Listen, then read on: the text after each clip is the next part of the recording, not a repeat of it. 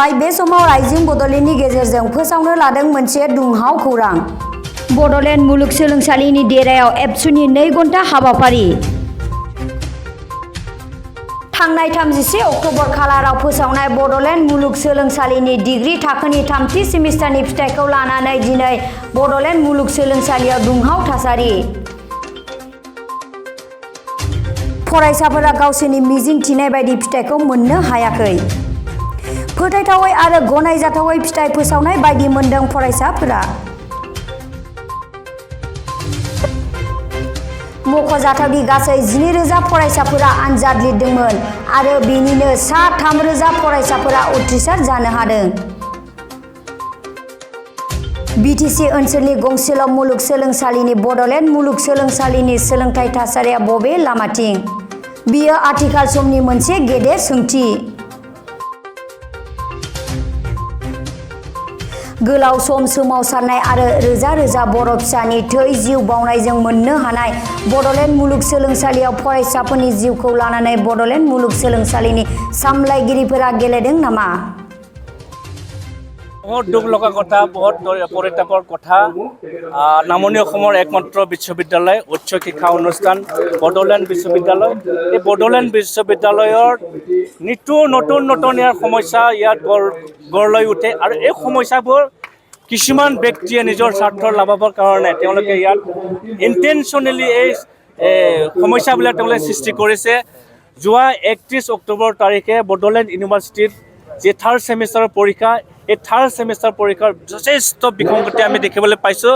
ইয়াত নিখিল বড়ো ছাত্ৰ সন্থাই প্ৰথমে এই যিটো বিসংগতি সৃষ্টি কৰিলে বিসংগতি হ'ল আমি কঠোৰ ভাষাৰে নিন্দা কৰিছোঁ আৰু আজি নিখিল বড়ো ছাত্ৰ সন্থাই ছাত্ৰ ছাত্ৰীক লৈ পেলাই আমি তেখেতসকলৰ ভৱিষ্যতক সুনিশ্চিত কৰিবৰ কাৰণে আমি আজি ক্লাছৰুম এৰি পেলাই তেখেতসকলে নিজৰ জীৱনৰ নিৰাপত্তা বিচাৰি নিখিল বড়ো ছাত্ৰ সন্থাৰ আহ্বানত তেওঁলোকে আজি বড'লেণ্ড ইউনিভাৰ্চিটি প্ৰাংগণত তেওঁলোকে ন্যায় বিচাৰি আজি আহিছে। আমি এই যিখিনি খেলিমেলি হৈছে এই খেলিমেলি ন্যায় বিচাৰি আমি 2 ঘণ্টাৰ ধৰ্ণা কাৰ্যসূচীৰে আমি অসমৰ মাননীয় মুখ্যমন্ত্ৰী আৰু অসমৰ মহামণি ৰাজ্যপাল ডাঙৰীয়াক হস্তক্ষেপ বিচাৰিছোঁ। তেওঁলোকে যি সমস্যা আছে সমস্যাৰ তেওঁলোকক সমাধান কৰিবৰ কাৰণে আমি নিখিল বড়ো ছাত্ৰ সন্থাই 2 ঘণ্টা ধৰ্ণা কাৰ্যসূচীৰে আমি তেওঁলোকক মেমৰেণ্ডাম আমি ছাবমিট কৰিম।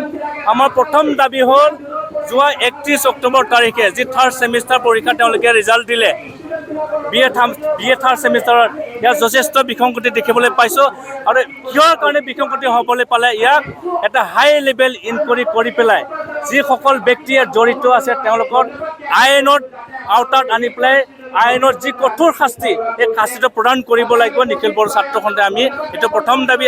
আৰু দ্বিতীয় দাবীটো হ'ল যিখিনি খেলিমেলি হৈছে এই খেলিমেলি অন্তৰালৰ মূল দায়ী ব্যক্তি দুজন হ'ল বৰ্তমানৰ বড'লেণ্ড ইউনিভাৰ্চিটিৰ vice chancellor professor Laishram Laddu Singh আৰু দ্বিতীয় ব্যক্তি হ'ল controller of examination doctor Amitabh Baruah. তেখেতসকলক অনতি পলমে বড'লেণ্ড ইউনিভাৰ্চিটিৰ পৰা আঁতৰাব লাগিব আৰু আঁতৰাই পেলাই ইয়াত এটা ভাল শিক্ষিত পৰিৱেশ গঢ়িবৰ কাৰণে আমি অসমৰ মাননীয় মুখ্যমন্ত্ৰী আৰু মহামহিম ৰাজ্যপাল ডাঙৰীয়াক অনুৰোধ কৰিছোঁ। আৰু আমাৰ 3 নম্বৰ দাবীটো হ'ল আমি জনাত অসমৰ যিখিনি ইউনিভাৰ্চিটি আছে তেওঁলোকৰ পোষ্ট গ্ৰেজুৱেট আণ্ডাৰ গ্ৰেজুৱেটৰ মিনিমাম পাৰ্চেণ্টেজ 30%, কিন্তু আমি দেখিবলৈ পাইছোঁ বড'লেণ্ড ইউনিভাৰ্চিটিত যি মিনিমাম পাৰ্চেণ্টেজ 40%।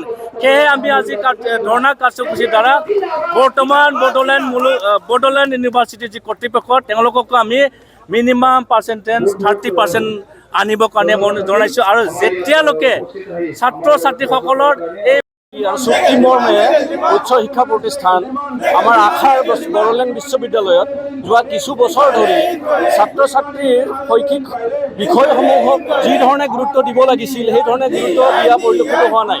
ছাত্ৰ ছাত্ৰীয়ে যদি পৰীক্ষা দিয়াৰ পিছত যি ধৰণৰ ফলাফল হ'ব লাগিছিল ফলাফলৰ খেলিমেলি কেতিয়াবা চিলেবাছৰ খেলিমেলি এই গোটেই বিষয়টোক আমি অসমৰ মাননীয় মুখ্যমন্ত্ৰী আৰু ৰাজ্যপাল আৰু শিক্ষামন্ত্ৰীৰ ওচৰত গোটেই বড়োলেণ্ড বিশ্ববিদ্যালয়ত চলি থকা খেলিমেলিসমূহ এক ন্যায়িক তদন্ত আমি দাবী কৰিছোঁ আৰু ছাত্ৰ ছাত্ৰীৰ সমস্যাসমূহ সমাধান নোহোৱালৈকে আমি সদৌ কোকৰাঝাৰ জিলা ছাত্ৰ সন্থাই ছাত্ৰ ছাত্ৰীৰ লগত আৰু কোকৰাঝাৰত থকা সকলো দল সংগঠনৰ লগত একলগ হৈ আমি এই প্ৰতিবাদী কাৰ্যসূচী কৰি থাকিম। সেয়ে আমি বড়োলেণ্ড বিশ্ববিদ্যালয়ৰ যিবোৰ খেলি মেলি যোৱা কিছুদিনৰ পৰা চলি আছে এই সমস্যাসমূহ ৰাজ্য চৰকাৰ আৰু BTC প্ৰশাসনে যৌথভাৱে সমস্যাসমূহ সমাধান কৰি ছাত্ৰ ছাত্ৰীক ন্যায় প্ৰদান কৰাৰ বাবে আমি দাবী জনাইছোঁ।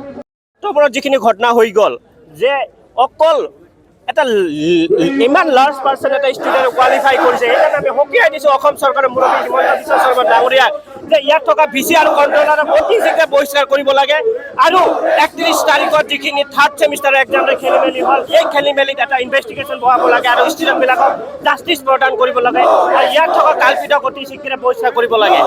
আৰু আজিৰ দিনত আমি ঘোষণা কৰিছোঁ যদি ইয়াৰ পিছত যদি চৰকাৰে পুনৰ যদি সঁহাৰি নিদিয়ে আমি Absu ABMCয়ে কোকৰাঝাৰ অঞ্চলত ইয়াতকৈ ডাঙৰ প্ৰগ্ৰাম ডাঙৰকৈ ডেমনষ্ট্ৰেশ্যন প্ৰগ্ৰাম কৰিম, তাৰ কাৰণে আমি আহ্বান কৰিছোঁ।